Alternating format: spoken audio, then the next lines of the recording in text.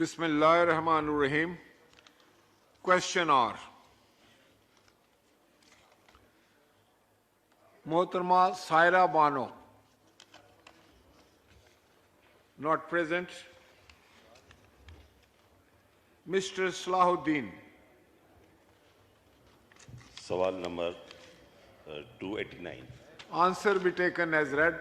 Supplementary, please. जनाब speaker, ये मैंने पाकिस्तान में इंसानी हकूक़, बुनियादी इंसानी हकूक़ के हवाले से सवाल किया था, और चूँकि आज इजलास तकरीबन 2 घंटे लेट शुरू हुआ, यहाँ काफ़ी देर तक जो पार्लिमानी सेक्रेटरी हैं मौजूद थी, मेरा जवाब देने के लिए वो इंतज़ार कर रही थी, लेकिन वो मेरे पास आए। उन्होंने कहा कि उनकी कहीं और अपॉइंटमेंट है, मीटिंग है शायद, तो इसलिए जाना चाहती हैं। उन्होंने मुझे तफसील यहाँ बताई जो उनके जवाब की है।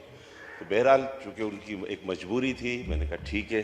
उनसे मैंने कहा कि अगर इस आवर के आखिर वक्त में अगर मौका मिले तो कोशिश कीजिएगा, आ जाइएगा, ताकि फ्लोर के ऊपर हम सवाल भी कर सकें, उसके साथ साथ आप जवाब भी दे सकें। जनाब स्पीकर, ये बहुत ही अहम मामला था, चूँकि पाकिस्तान एक आज़ाद और जमहूरी मुल्क है और यहाँ एक आइन है, और तकरीबन 4 असम्बलियाँ ने अपनी मुद्दत भी पूरी की है।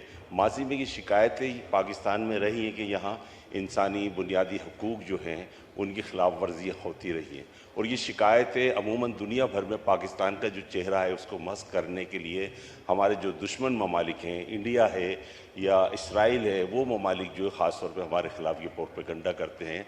उसके लिए बहुत ज़रूरी है कि पाकिस्तान की तरफ से, पाकिस्तान की जो इंसानी हकूक़ की जो वजारत है, वजारत ख़ारजा है, और दूसरे जो महकमे हैं, उनकी ये ज़िम्मेदारी होती है कि पूरी दुनिया में पाकिस्तान के इमेज को बेहतर बनाने के लिए अपनी काम को करे, अपने मिशन को आगे बढ़ाए।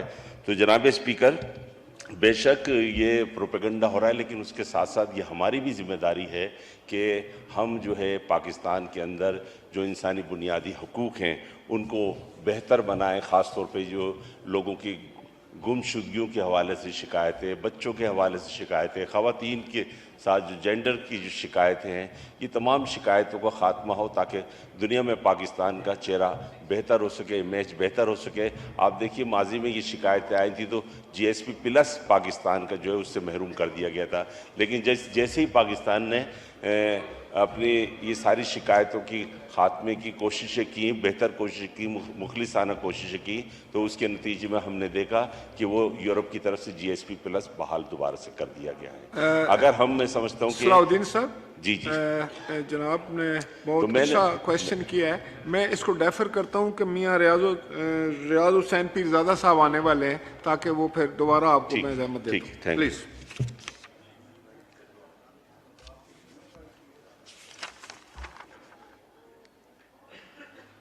मोहतरम जमालुद्दीन साहब, नॉट प्रेजेंट।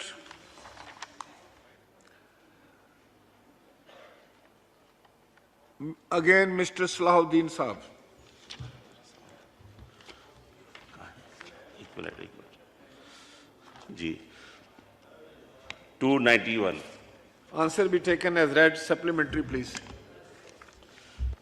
जनाब स्पीकर, यहाँ मेरा जो जवाब दिया गया बोर्ड के हवाले से, मैंने उसके मेंबरान के हवाले से, उनकी मुद्दत के हवाले से मैंने सवाल किया था, तो मैं यहाँ ये जानना चाहूँगा कि ये जो बोर्ड के जो मेंबरान होते हैं PSQCA के, तो उनकी आया कितनी मुद्दत होती है उसके बोर्ड के मेंबर्स की, उसके जो पूरे बोर्ड के जो होते हैं उसकी कितनी मुद्दत होती है। और एक और चीज़ ये है कि जो डिपुटेशन के ऊपर जो इस महकमे में मुख्तलिफ डिपार्टमेंट से लोग आते हैं, मुलाजमीन आते हैं और यहाँ डिप्यूट होते हैं, वो कितने अरसे के लिए यहाँ डिप्यूट किए जाते हैं।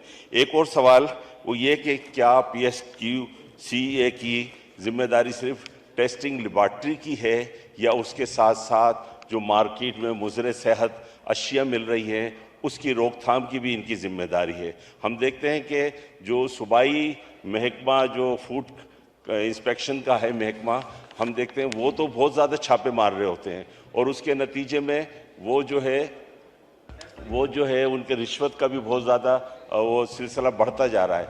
आया कि PSQCA जो एक टेस्टिंग लेबॉर्ट्री भी इनके पास है, एक साइंस का शोबा है, वो उसके साथ साथ जो मुज़र सेहत अशिया जैसे गुटखा है और दूसरी चीज़ें खाने पीने की अशिया है, वो मुज़र सेहत है, वो गैर मियारी है, उसको रोकने के लिए वो क्या इक़दाम कर रही है?